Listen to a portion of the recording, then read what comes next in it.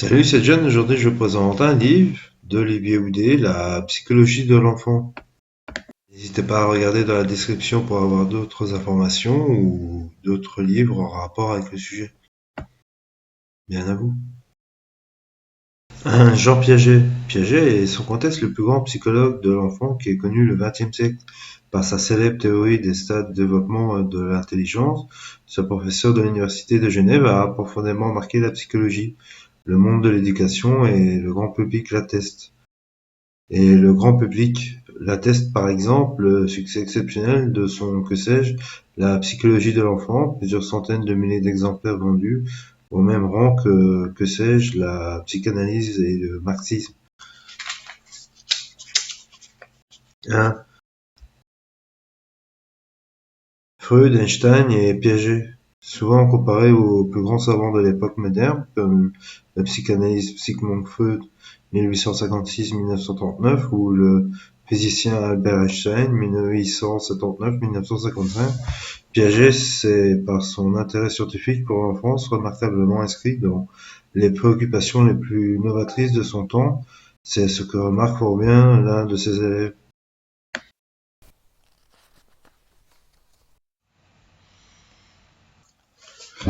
4. Les stades de l'intelligence selon Piaget. Le développement de ces comportements et donc de l'intelligence sous-jacente passe par une série de trois grands stades. 1. Le stade sensoriel moteur chez le bébé. 2. Le stade de préparation et la mise en place des opérations concrètes chez l'enfant. Et 3. Les stades des opérations formelles chez l'adolescent. Accusant d'autant l'empirisme, John Locke, 1632-1704, et de David Hume, 1711-1776, pour lesquels tout provient de l'expérience par association et habitude, que l'innéisme, son opposé, qui explique tout par des structures innées, voire des cartes PO, mais aussi Emmanuel Kant, 1724-1804, et ses formes a priori de la sensibilité. Piaget propose une théorie intermédiaire, dite constructiviste. Les structures intellectuelles, c'est-à-dire nos pensées, nos opérations mentales, ont une genèse qui leur est propre, l'ontogénèse cognitive. Dès la naissance de l'âge adulte, elles se construisent progressivement, stade après stade, comme on monte les marches d'un escalier dans les cadres de l'interaction entre l'individu et son environnement, ou en termes plus biologiques entre l'organisme et son milieu dans ces interactions. Ce qui est essentiel pour Piaget, c'est l'action de l'enfant sur l'objet qui l'entoure, exploration, manipulation, expérimentation, conception opposée à l'idée d'un apprentissage passif, association et habitude propre à l'empirisme, comme le disait Goethe en 1749-1832 dans Faust, où au commencement était l'action. Cette idée qui est au cœur de la psychologie piagetienne reste très actuelle. Elle est aujourd'hui défendue en neurosciences cognitives par Alain Berthoz, titulaire émérite de la chaire psychologie de la perception et de l'action du Collège de France, dans l'interaction de l'individu avec son environnement. Ce qui compte pour Piaget, c'est le dynamique assimilation-accommodation en psychologie comme en biologie. L'assimilation est le processus par lequel un objet du milieu est directement appréhendé par la structure de l'organisme. Inversement, l'accommodation est le processus par lequel la structure de l'organisme se modifie pour s'ajuster au milieu. Piaget a vu dans cette dynamique psychologique qui réagit les actions de l'enfant le moteur même du développement de l'intelligence par équilibration ou autorégulation interne successive.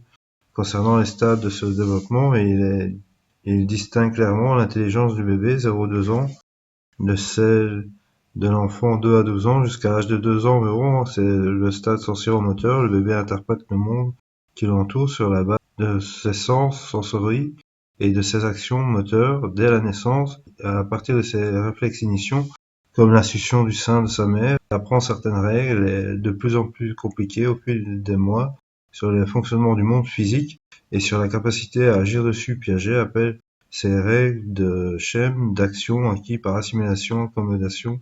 Le bébé découvrira par exemple vers 8 mois que quand un objet, disons son nounours, disparaît de sa vue, caché derrière un coussin sur le canapé, cet objet continue néanmoins d'exister car il peut, par ses actions, 1. Écarter la cache, ici le coussin, et 2. Attraper l'objet pour le ramener à lui. C'est ce qu'on appelle la permanence de l'objet, principe fondamental de la construction du réel. Ce qui vaut pour le nounours vaudra pour tous les objets du monde. Mais cette forme d'intelligence sensoromotrice, dans notre exemple, vision-action rend le bébé très dépendant de l'instant présent. C'est déjà de l'intelligence orientée vers un but, retrouver l'objet disparu, donc l'émergence de l'intentionnalité, mais c'est encore une intelligence en action. Un autre exemple éclairant pour Piaget est celui de l'imitation. Au cours de sa première année, le bébé devient capable d'imiter l'action, les gestes qu'un adulte est en train de faire, observé par sa vision, mais il n'est pas encore capable de le faire de façon différée, c'est-à-dire quelque temps après l'observation du modèle. En revanche, vers 2 ans, le changement de stade, l'enfant devient capable de se détacher de l'action immédiate. Selon Piaget, son intelligence devient dès lors symbolique ou représentative. Doué de représentation mentale, il est toutefois difficile de concevoir que la permanence de l'objet n'exigeait pas déjà de la part du bébé une forme élémentaire de représentation mentale, se représenter en mémoire l'objet disparu. Quoi qu'il en soit, c'est à 2 ans qu'émerge de plus clairement l'expression enfantine de la pensée symbolique. L'imitation différée est preuve d'une représentation mentale du modèle absent. Le jeudi symbolique, par exemple l'enfant qui joue au téléphone avec une banane, le dessin de la langue, ces deux dernières activités symboliques qui connaissent chez l'homme une extraordinaire évolution par rapport aux autres animaux. Jusqu'à l'art et la littérature permettent à l'enfant de redécrire ou de représenter des événements vécus. Elles laissent aussi, comme le jeu, libre cours à son imaginaire. Ainsi, l'enfant de 2 ans se sert de schèmes d'action qu'il a appris au stade sensoriel-moteur, mais cette fois avec une distance par rapport au réel, il se met à les intérioriser et à les combiner mentalement. Par ce processus cognitif fondamental, intériorisation-combinaison, les actions réelles deviennent des opérations mentales. C'est le stade de la préparation de à 7 ans et la mise en place de 7 à 12 ans des opérations concrètes qui correspondent à la période essentielle où l'enfant passe de la crèche à l'école maternelle et de celle-ci à l'école élémentaire. À ce stade, l'enfant va progressivement construire les concepts fondamentaux de sa pensée, tels que le nombre, l'inclusion des classes, catégorisation, etc. Nous y reviendrons dans le corps de l'ouvrage. Vers 6-7 ans, l'âge de raison, cher aux philosophes, son intelligence va en outre devenir flexible, c'est-à-dire que Piaget a appelé la réversibilité opératoire, c'est-à-dire la capacité de l'enfant à annuler par sa seule pensée l'effet d'une action en combinant avec une opération mentale et son inverse. Voici un exemple relatif au nombre. La tâche piagétienne, dite de conservation des quantités discrètes, cet exemple est emblématique de la préparation et de la mise en place des opérations concrètes. Sur une table sont disposés 2 alignements de jetons, quantités discrètes, de même nombre, 6 à 8 selon le cas, et de même longueur, l'espace occupé sur la table. Vers 4 à 5 ans, l'enfant d'école maternelle reconnaît qu'il y a le même nombre de jetons dans chaque alignement. Cependant, si l'adulte qui réalise l'expérience écarte les jetons de l'un des 2 alignements, le nombre restant identique alors que la longueur diffère, l'enfant considérera qu'il y a plus de jetons là où c'est plus long. C'est une réponse verbale et une erreur d'intuition perspective. Longueur égale nombre qui révèle, selon Piaget, que l'enfant n'a pas encore acquis le concept de nombre à partir de 6 à 7 ans. En revanche, l'enfant d'école élémentaire, sa pensée devient flexible et l'action d'écarter les jetons peut être corrigée et annulée par l'opération inverse, c'est-à-dire par la représentation mentale de l'action de rapprocher les jetons. D'où cette fois une réponse verbale d'équivalence numérique, c'est pareil, les jetons ont changé de place, mais tu peux les remettre comme avant. Il y a donc dans ce cas réversibilité opératoire, conservation des quantités. D'autres tâches expérimentales ingénieuses comme celles-ci ont été inventées par Piaget. Il a ainsi utilisé au stade des opérations concrètes des tâches de conservation du nombre, de la substance, etc., d'inclusion des classes et de sériation associées à une méthode originale d'interrogation clinique inspirée du diagnostic et de l'investigation psychiatrique. Conserver librement avec l'enfant à propos de thèmes dirigés. Y a-t-il plus de jetons quand on les écarte les uns des autres? Plus de pâte à modeler quand on aplatit la boule? Plus de marguerites ou plus de fleurs? En tentant la solidité de ces réponses verbales par des demandes de justification et des courtes suggestions, l'invention de cet âge, dite piagétienne, doit à un travail d'équipe.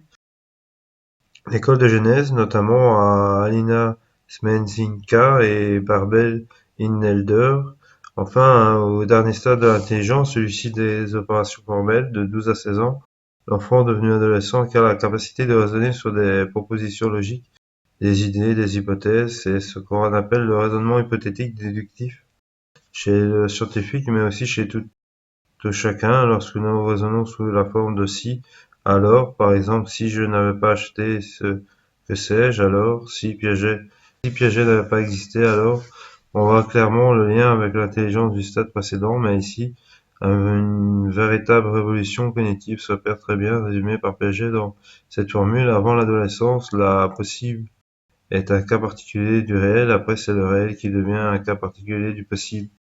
En un mot, le cerveau est devenu capable d'abstraction, de stade en stade.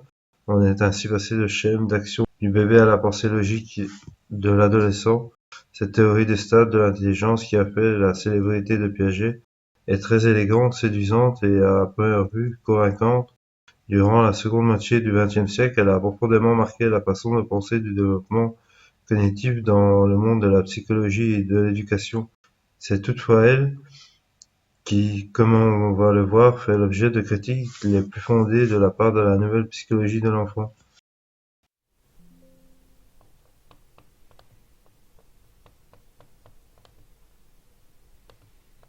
2. La nouvelle psychologie de l'enfant. On peut en effet considérer, plus de 40 ans après la première édition de Que sais-je de Piaget, qu'il y a aujourd'hui une nouvelle psychologie de l'enfant. La conception du développement de l'enfant, selon Piaget, est, comme on l'a vu dans les points précédents, linéaire et cumulative, car elle est systématiquement liée, stade après stade, à l'idée d'acquisition et de progrès croyance. On a progrès linéaire issu sans doute de la philosophie des Lumières et aussi des théories de l'évolution des espèces, notamment celle de Jean-Baptiste Lamarck, 1754-1829, avant Darwin. C'est le modèle de l'escalier, chaque marche correspondant à un progrès et à un stade bien défini de l'intelligence sociomotrice du bébé, sens et action, à l'intelligence conceptuelle et arbitraire de l'enfant et de l'adolescent. Or, les données actuelles indiquent que les choses ne se passent pas ainsi. Le modèle de l'escalier chez Piaget n'est pas le bon, ou pour le moins pas le seul possible. D'une part, il existe déjà chez le bébé des capacités cognitives assez complexes, connaissances physiques, mathématiques, logiques et psychologiques, ignorées par Piaget et non réductibles à un fonctionnement strictement sensorimoteur. D'autre part, à la suite du développement de l'intelligence jusqu'à l'âge adulte, compris est jalonné d'erreurs, de biais perspectives, de décalages inattendus, non prédits par la théorie piagétienne et d'apparentes régressions cognitives. Ainsi, plutôt que de suivre une ligne ou un plan qui mène de sensorimoteur à l'abstrait, le stade de Piaget, l'intelligence avance de façon tout à fait biscornue. De ce point de vue, comme nous l'avons suggéré dans la Rationality Development and Inhibition, une bonne épistémologie alternative est celle de Michel Serres, de l'Académie française, pour qui le temps de la science fait apparaître des points d'arrêt, de rupture, des points de cheminée, d'accélération cohérente, des déchirures, des lacunes. Serres propose la métaphore d'un temps qui se plie et qui se tord tel un mouchoir chiffonné au fond d'une poche, dans le rapport réel de la topologie, science des voisinages et des déchirures et non de la géométrie métrique, science des distances, bien définie et stable, qui serait ici représentée par les stades de Piaget. Cette nouvelle conception de l'histoire des sciences est beaucoup plus proche de ce qui se passe réellement dans le développement et le fonctionnement cognitif du bébé à l'adulte, qu'il s'agisse, comme nous allons le voir dans le chapitre suivant, de la construction de l'objet, du nombre de la catégorisation ou du raisonnement logique. Durant les années 90, deux psychologues ont fait ainsi simuler sur ordinateur les courbes du développement de l'enfant en termes de systèmes dynamiques non linéaires, en référence aux travaux de Paul Valguier, c'est-à-dire des courbes moins régulières incluant des turbulences, des explosions et des effondrements. Fin du deuxième paragraphe de la page 17. Une autre conception actuelle du développement de l'intelligence qui va contre le modèle en escalier de Piaget est celle de Robert Sliger, Carnegie Mellon University. Ce psychologue propose de concevoir le développement de l'enfant comme des vagues qui se chevauchent. Selon cette métaphore, chaque stratégie cognitive Stigler a notamment travaillé sur le nombre et comme une vague qui rapproche d'un rivage avec plusieurs vagues ou façons de penser susceptibles de se chevaucher à tout moment. La hauteur de chaque vague, la fréquence d'usage de façons de penser, change continuellement de vagues différentes sont proéminentes et des moments différents. Quelle que soit la bonne méthode, quelle que soit la bonne métaphore du développement cognitif, les deux métaphores qui viennent d'être décrites ne sont pas exclusives et d'ailleurs se ressemblent beaucoup. Il apparaît clairement aujourd'hui que la psychologie de l'enfant ne peut plus se réduire, comme le suggérait Piaget, à un modèle de stade. En escalier, les choses sont moins linéaires, plus complexes et dynamiques, comme l'avaient sans doute déjà pressenti par la pratique beaucoup d'éducateurs, professeurs, des écoles ou parents. L'objectif de cet ouvrage est de faire découvrir scientifiquement aux lecteurs cette nouvelle psychologie de l'enfant à travers des exemples simples et concrets, sans viser les exhaustivités chez le bébé, l'enfant, l'adolescent et l'adulte, outre la question très cognitive de la permanence de l'objet, du nombre, de la catégorisation et du raisonnement logique. Nous aborderons aussi dans le dernier chapitre le développement sous un autre angle, celui de l'enfant psychologue. Piaget s'est surtout intéressé à l'enfant mathématicien, logicien et physicien, mais dans sa vie sociale réelle, dans ses interactions avec les autres et à la maison, à l'école ou dans ses loisirs, l'enfant doit aussi apprendre à être un petit psychologue. Il doit en effet constamment élaborer des théories sur le fonctionnement de son esprit et sur celui des autres, afin de comprendre et de prédire la dynamique parfois complexe des comportements et des émotions. Théorie qui requiert aussi des processus cognitifs comme le raisonnement. Ce courant de recherche dit de théorie de l'esprit s'est développé après Piaget. Il y a un point sur lequel l'œuvre de Piaget n'a pas pris de ride, c'est l'idée d'un ancrage fort par son cercle des sciences de la psychologie dans la biologie, même s'il n'a pas lui-même réalisé expérimentalement ce lien. C'est pourquoi avant d'aborder les aspects de la psychologie de l'enfant proprement dit, nous allons traverser des bases neuronales du développement. Les critiques faites ici à la théorie des stades de Piaget n'enlèvent rien à la puissance de son œuvre et à la stature du savant. C'est le propre de la démarche scientifique que de réviser à la lueur d'effets expérimentaux nouveaux toute théorie, si magistrale et séduisante soit dite. Les données nouvelles qui seront présentées dans le livre n'ont été obtenues pour la plupart que grâce à des techniques d'expérimentation, vidéo ordinateur, imagerie cérébrale, etc., peu ou pas utilisées à l'époque de Piaget. Fin de la page 19.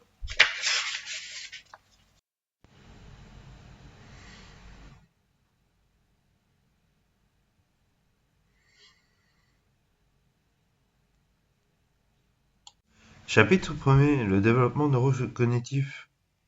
Le développement neurocognitif. Établir un lien direct entre la psychologie et la biologie, tel le rêve de Piaget, bien illustré par son cercle des sciences. Aujourd'hui, plus que jamais, ce rapprochement s'impose car, au cours des dernières décennies, la biologie a accompli des progrès spectaculaires. En 2002, on a été publié les premières données sur la séquence complète du génome humain. D'ici peu, la structure de la totalité des molécules qui entrent dans la composition de notre corps, dont le cerveau, sera connue. En parallèle, les neurosciences cognitives, grâce aux nouvelles méthodes d'imagerie cérébrale, donnent accès à une étude objective des fonctions cognitives supérieures du cerveau. C'est ainsi que, dans son livre L'homme de vérité, Jean-Pierre Changeux, du Collège de France et de l'Institut Pasteur, pose le cadre des défis neuroscientifiques actuels. En ce début du XXIe siècle, fidèle à la vision interdisciplinaire de Piaget, c'est dans ce cadre nouveau qu'il faut situer la psychologie de l'enfant, tout particulièrement la question du développement neurocognitif. Fin de la page 21. 1. Début de la page 22. 1. Nombre de gènes et de variables. Le cerveau humain compte environ 100 milliards de neurones, personne ne les a vraiment comptés, et de l'ordre d'1 million de milliards de connexions entre neurones. Ces organes extraordinaires, complexes, c'est le résultat d'une double histoire, la phylogénèse et l'évolution de l'espèce, et l'ontogenèse à échelle de temps beaucoup plus courte, de la fécondation à l'âge de l'adulte, où s'inscrit le développement de l'enfant. Tous les spécialistes s'accordent aujourd'hui sur le fait que ce développement est contrôlé à la fois par les gènes de déterminisme héréditaire liés à l'espèce et par la condition de l'environnement, l'expérience. La question est ici de savoir comment, quels sont les mécanismes qui vont de gènes à la cognition via le cerveau et à l'expérience. Comme l'a montré Alain Prochiant, Collège de France, l'étude de gènes de développement permet non seulement de comprendre le développement des organismes, mais aussi l'évolution des espèces. Une nouvelle discipline est née, l'évo-dévo, une évolution-développement. On sait ainsi qu'au cours de l'évolution de la surface du cortex cérébral a augmenté et s'est régionalisé. Plis et circonvolution permettent de tout emporter dans la boîte crânienne. L'augmentation générale de la surface du cerveau et celle des surfaces dévolues aux fonctions spécifiques ont probablement pareil à la suite de mutations de gènes, de développement régulant prolifération et survie cellulaire dans des régions particulières. Par exemple, les surfaces allouées aux fonctions cognitives supérieures ont augmenté chez l'Homo sapiens plus que chez les autres primates carnivores. Et rongeur Joaquin Pfister, University of California, Los Angeles, l'a bien illustré pour le cortex préfrontal, partie avant dite antérieure du cerveau. Ce schéma de développement-évolution est cohérent, mais comme le remarque Changeux, deux paradoxes restent à lever, l'un relatif au nombre total de gènes et l'autre à la variabilité. Fin de paragraphe premier de la page 23.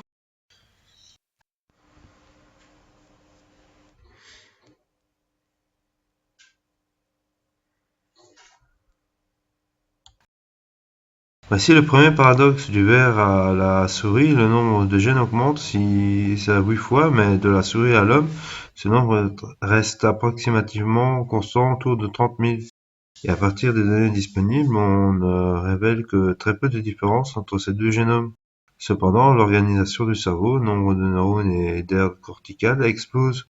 Pour reprendre en le précisant l'exemple donné ci-dessus, la surface relative occupée par le cortex frontal s'accroît de quelques pourcents à près de 30%. Comment expliquer ce paradoxe de la non-linéarité entre le nombre de gènes et la complexité du cerveau? Deux explications. 1. L'immense réserve combinatoire disponible à partir de 30 000 gènes. Et 2. Le fait que ces gènes ne s'expriment pas une seule fois, mais de manière séquentielle distribuée dans l'espace et le temps au cours du développement. Voici le second paradoxe.